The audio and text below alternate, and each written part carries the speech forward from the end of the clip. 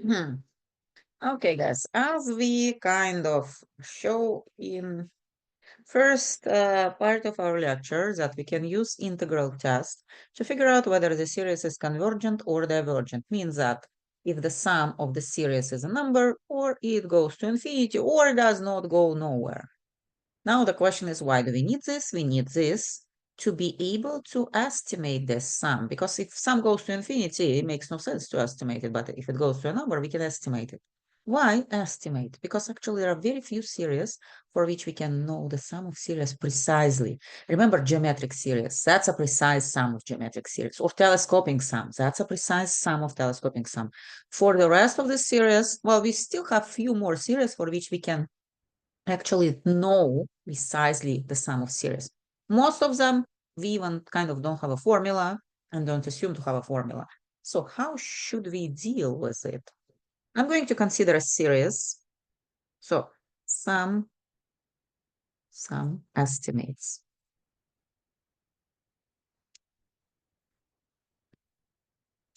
I'm going to start with example of n cube. Let's go back. Let's consider a series. And I do want purple. 1 over n cubed, starting with n equals 1 and going to infinity. I'm going to just write down first few terms one more time. Cube, 2 cube, 1 plus 3 cube, plus 4 cube, 1 over 5 cube, and so on. So this is P series, P equals 3, it's greater than 1, we know it's convergent.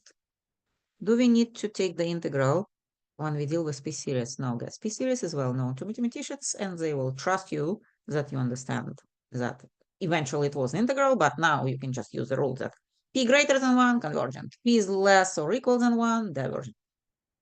So we know that it's convergent, means that there is supposed to be some sum, right? Now, remember that this sum is actually a limit of a sequence of partial sums. Rounded sum. What are partial sums here? My first partial sum S1 is just this term, right? My second partial sum is sum of 2 terms. My third partial sum is sum of 3 terms. My fourth partial sum is sum of 4 terms, and so on. I'm going to write them down. S1 equals 1 over 1 cube. S2 equals 1 over 1 cube plus 1 over 2 cube. S3 equals 1 over 1 cube plus 1 over 2 cube plus 1 over 3 cube. S4 equals 1 over 1 cube plus 1 over 2 cube plus 1 over 3 cube plus 1 over 4 cube. Oh, I'm so tired. I'm going to skip first few terms and I'm going to write down S number 10. Which is going to start with 1 over 1 cube and lots of terms, and eventually it's going to end up with 1 over 10 cube.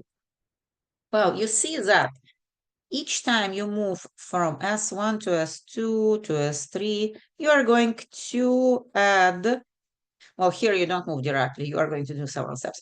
You're going to just add one extra term. So the difference between previous sum is just one extra term. Well, let's see how much going to be the difference between previous sum over here. If you look at this term, it's 1 over 10 to the power of 3, which is like 1 over 1000, which is equal to 0.01. So actually, when you move from sum number 9 to sum number 10, you are going to just add something very small.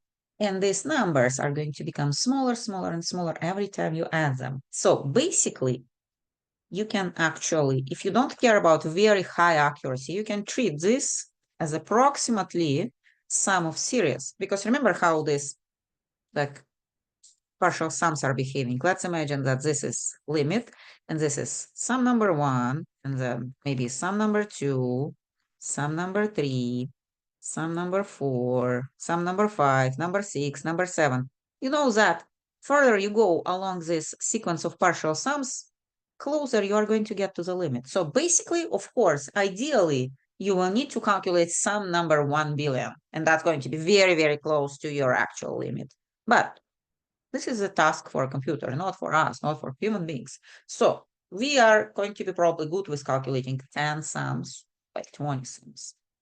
Anyway, you see that if the series is convergent, you can take any partial sum as estimate.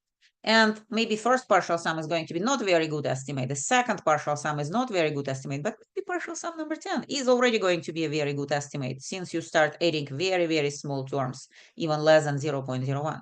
You see?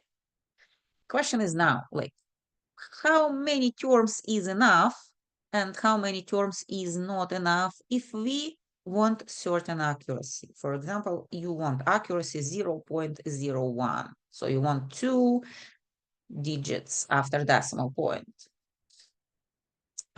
Here we are going to start talking about a remainder.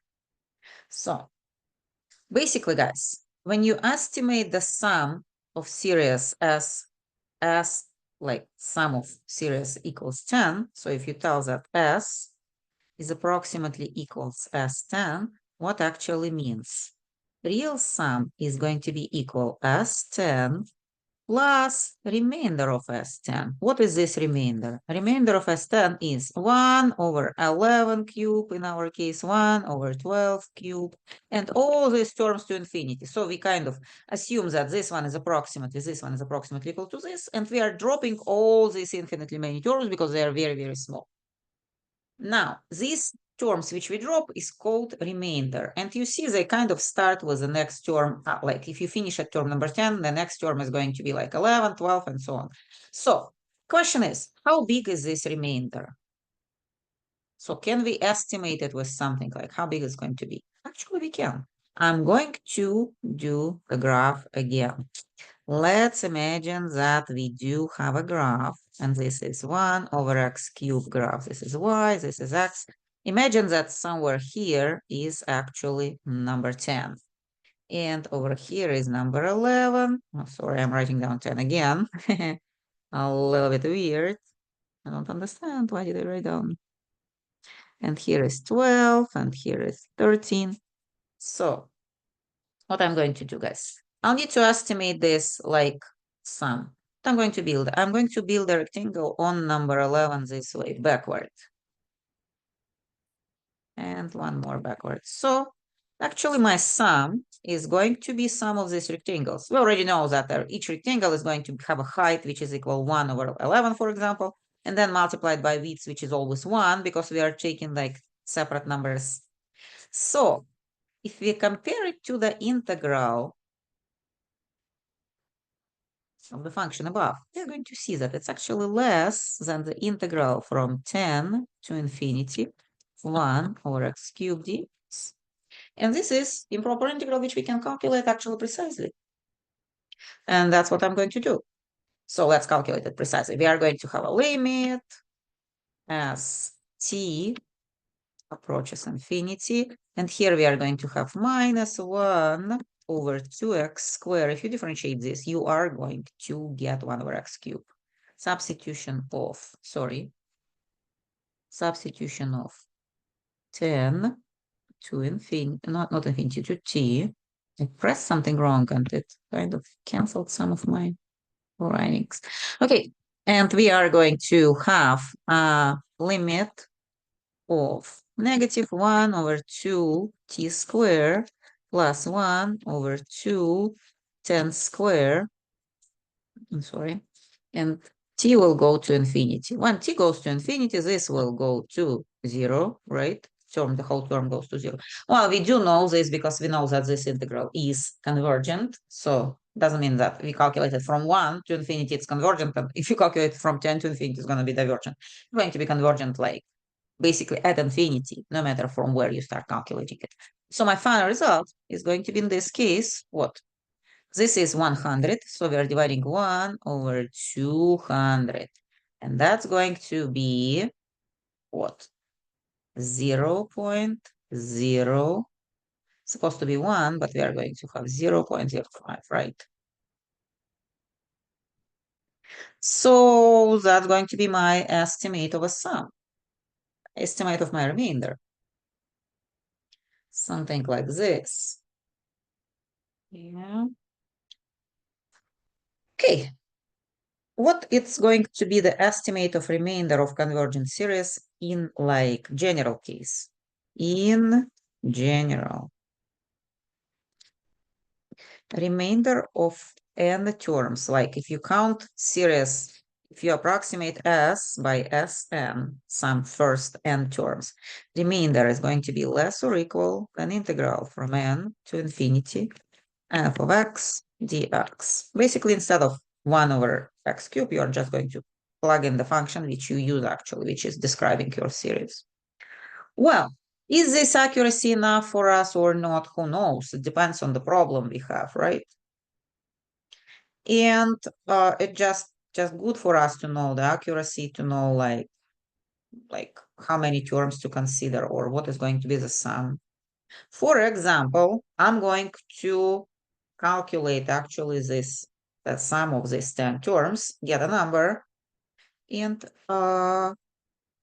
maybe I did my accuracy too small. No, I'm thinking like maybe I kind of uh, divided it. No, that's correct. Okay. So I'm going to kind of find actually the estimation for the sum, this like 10 terms. So what is going to be S10? I'm going to have 1 over 1 cube plus main terms, 1 over 10 cube. And eventually the final number is going to be 1 point, sorry, I use the calculator, of course, 1.975. How good is this number? Probably it's going to have more digits. How good is this number? Well, we do know that accuracy is going to be at least we drop the term 0 point equal to 0.5. So actually this digit is already kind of not very good, but first two digits are good and we can kind of round it up to like a second digit and it's going to be good. Okay. So I think how this formula is going to help us. Well, the formula is going to help us in the next sense. If somebody gives us accuracy, we can estimate how many terms we'll need to reach that accuracy. For example, if somebody gives me accuracy, not like which I calculated, but for example, the very same series, but somebody tells, I want accuracy, we need accuracy. I'm going to use epsilon. Usually people are using epsilon for accuracy. 0.0001. If somebody needs this accuracy, how many terms? How many terms we need to use? The question. Well, if we have a very same series, a series which is 1 over n cube and 1, 2, 3, how many terms? Well, obviously, if we need a higher accuracy, we need more terms. Now, how many more? Like, we need like 100 terms or like maybe 20 terms is going to be enough. Let's go back to our formula. If you go back to our formula, you see that this 10, the number of terms, can be always substituted for n. We can say that remainder of n terms is less or equal than integral from n to infinity f of x dx. We use the general formula and then we kind of plug our general function 1 over x cubed dx, and that's going to give us a limit as t approaches infinity 1 over 2t squared. I already did the calculation, so I'm just going to put n instead of 10 over there, okay? 1 over 2n squared. And I know that this will go to 0, so my answer is 1 over 2n squared, so estimation of remainder. Now, we want to make this estimation of remainder less than 0.001. We want to make sure that what we drop is less than 0.01, okay? So let's make this inequality. Let's say a remainder is at least not greater than this, and if we make it smaller than 0.01, we can find out how many terms. Now, this is just a normal inequality. We solve for n. How do we solve for n? Well, you just, the rules, everything is positive here, so I'm going to have like 1 over 2 and I'm dividing by 0.001 here. I'm going to multiply by n squared here. So I'm kind of bringing n squared to this side in numerator and this one to denominator. Kind of exchange them, right? Well, because this is a square and I just need the n itself, I'm going to extract the square root and get that n is greater. Well, the square root over here is 1 over square root of 2. I'm going to keep it separately. And this one, the square root is 0.01, right? If we extract the square root, let me rewrite it better. Square root of 2, 0.01. Yeah, I don't want to use a calculator. I'm going to just estimate it manual. I know that square root of 2 is approximately 1.4, so I'm going to have something like 1.4 by 0.01, supposed to be greater than n. And I'm going to write on this one. The numerator 100 divided over 1.4.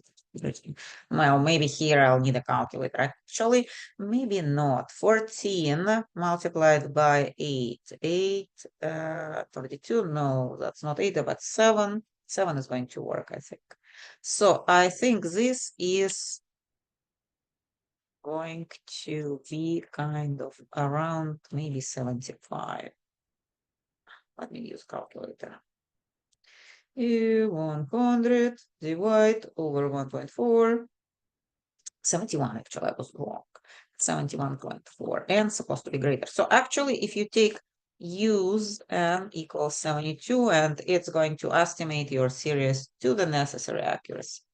And then you just, I don't think that you can do it with your calculator, so better to use a computer, but that's a way to find the sum of series if you don't have a formula. So prove that the series is convergent and then use a partial sum as a sum of series. And instead of kind of like, if you need to know how many terms you consider, you will need to estimate the remainder. Okay, that's all about estimations of remainders. I think we are done with this chapter, section 11.3, and like see you in our next video.